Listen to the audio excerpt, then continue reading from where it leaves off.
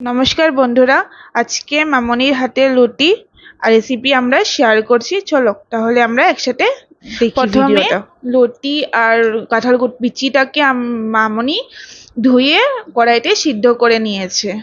ভালো করে সিদ্ধটা হওয়ার পরে দুটো পেঁয়াজ নিয়ে পেঁয়াজটাকে কেটে দিয়েছে ভালো করে। এই রেসিপিটা একবার বহুত ভালো হবে, বহুত টেস্ট হবে খেতে। পেঁয়াজটা অলমোস্ট কাটা হয়ে গেছে আমাদের। তারপরে রসুন কয়েকটা থেতো করে নিয়ে এলো। তারপরে একটা টমেটোটাকে ভালো করে কেটে তারপর লটিটাকে আমরা দেখবো যে হয়েছে কি হয়নি একবার।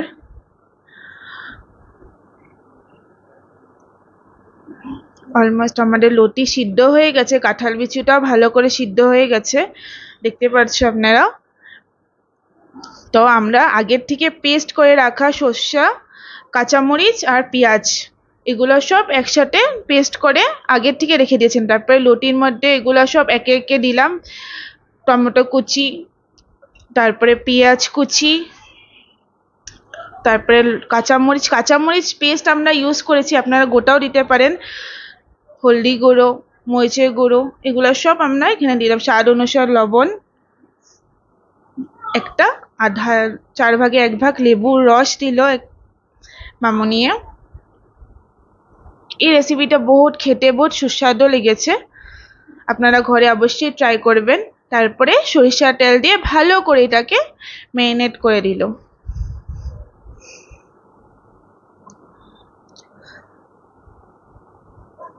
অবশ্যই আপনাদের ভালো লাগবে। এটা হয়ে গেছে, এটা ম্যারিনেট করা।